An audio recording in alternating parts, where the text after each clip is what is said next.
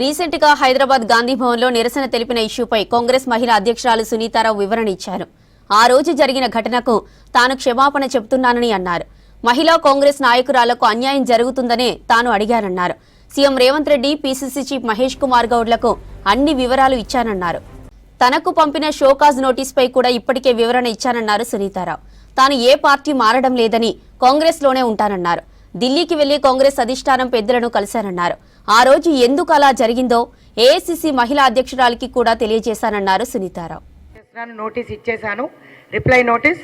అందరు పెద్దలు, గౌరవనీయులు, పీసీసీ అధ్యక్షులతో పాటు సీఎం గారికి కూడా విజ్ఞప్తి చేశాను. సో అందరూ కూడా పెద్దపీట వేస్తానని చెప్పడంతో దీనికి ఒక ముగింపు ఉంది. నేను ఏ పార్టీకి వెళ్ళట్లేదు. మళ్ళొకసారి చెప్తున్నాను, కాంగ్రెస్ పార్టీలోనే ఉంటాను.